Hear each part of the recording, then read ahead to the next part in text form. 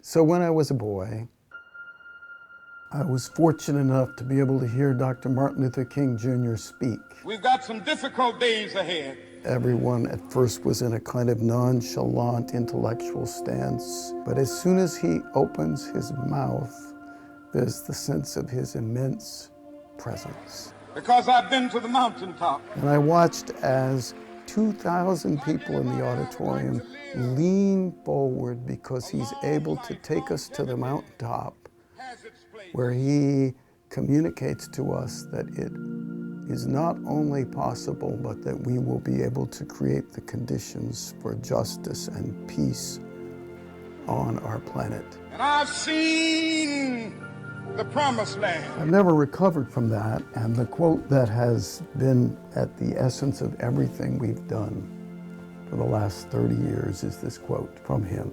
Our goal is to create the beloved community, and this will require an inner change in the quality of our soul and an outer change in the quantity of our compassionate action, unquote.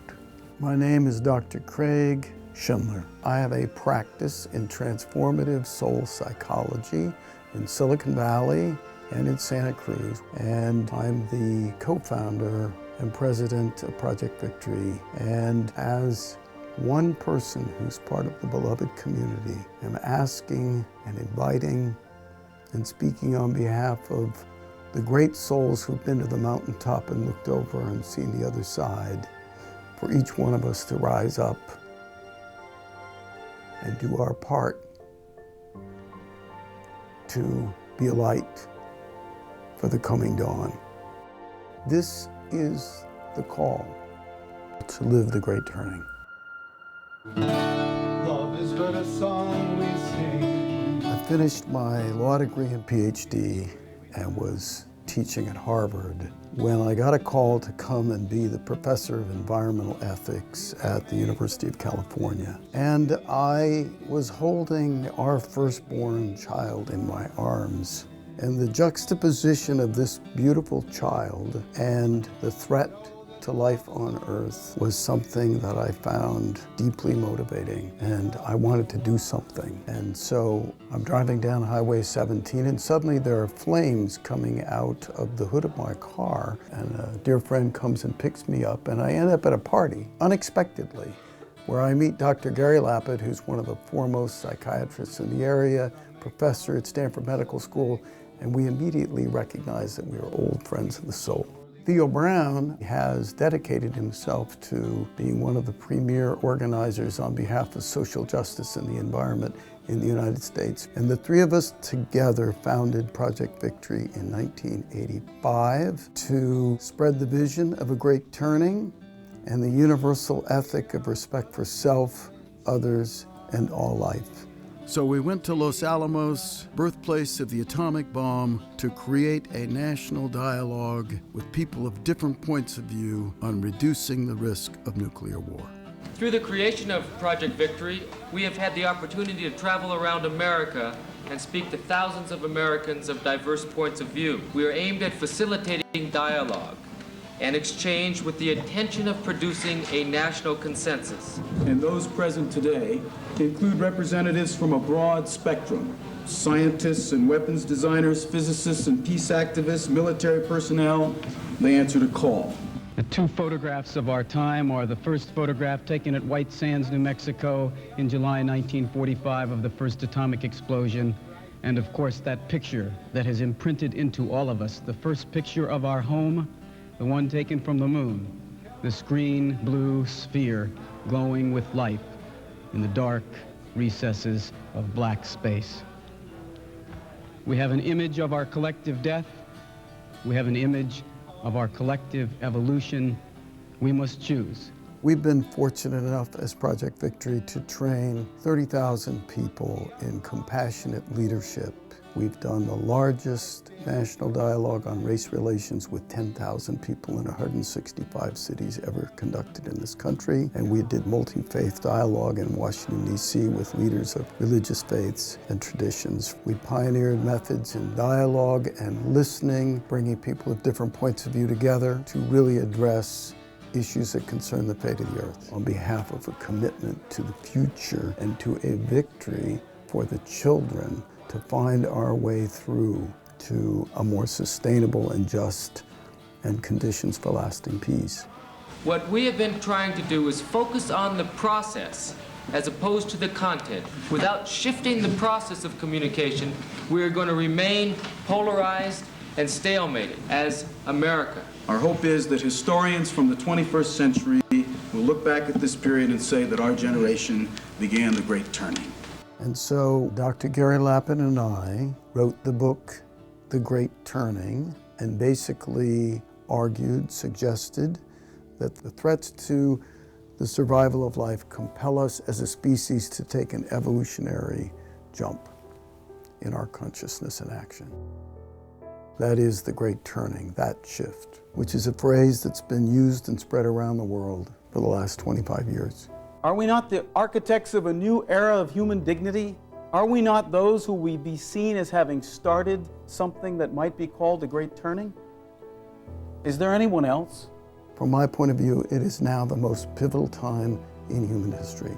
That we are up against a choice about whether we want to go on and flower as humanity or whether we're going to continue to drift in a kind of trance towards oblivion. We've seen movements that have resulted in the expansion of empathy and inclusion for other people. We've seen women's rights profoundly. We've seen civil rights profoundly. We've seen gay rights profoundly. We've seen the awareness of the intelligence and consciousness of animals and animal rights profoundly.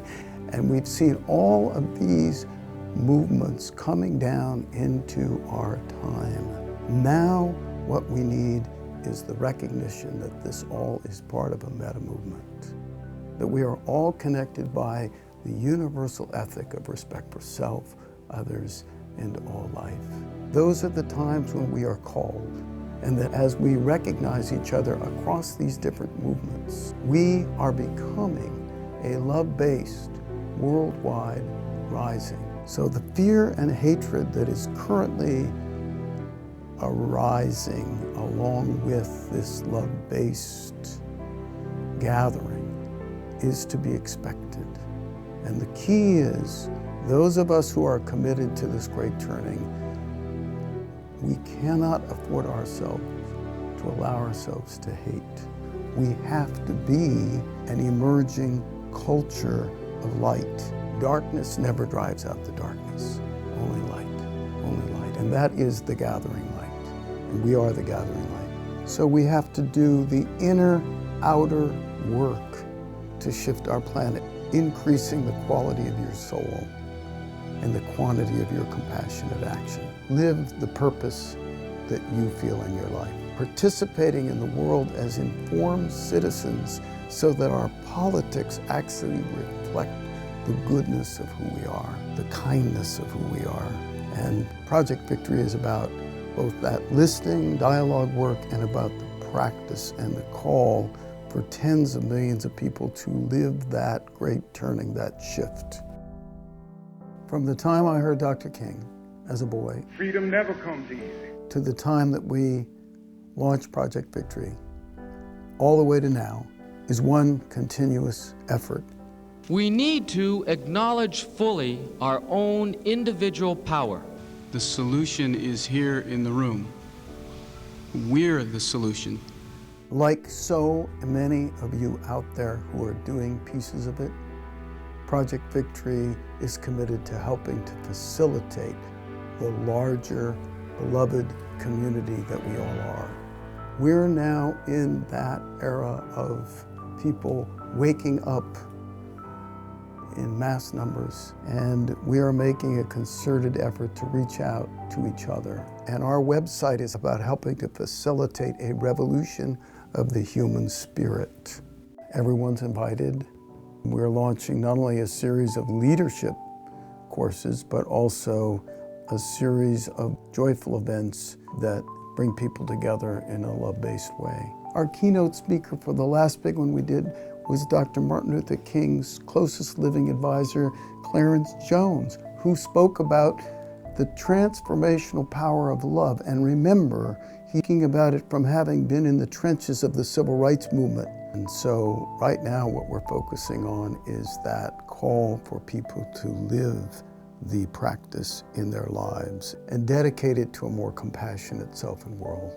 One of the things we see coming out of our gatherings and workshops is people taking action, because when you go for who you know you're supposed to be, it makes everything better. We become great as we serve. We become great as we become the nation that stands for diversity and human rights and freedom. Scientists tell us when 10% of the population of this country and of the world are living the conscious change that's needed for us to survive and thrive, we have now then created the conditions for the culture to shift and for there to be an exponential leap. Now what we're saying is, it's about living it. Because I've been to the mountaintop. As Dr. King often said, the darkest hour of the night is the hour before the dawn. Let us stand with a greater determination. This is the time when the most momentous shift is possible, and it will depend on us. Tens of millions of people of goodwill across race, creed, and culture to realize that hope is more than a feeling, hope is a choice, and to rise together for the great turning. 200 years from now, if we choose, historians of the 23rd century will look back at our era and call it the Great Turning.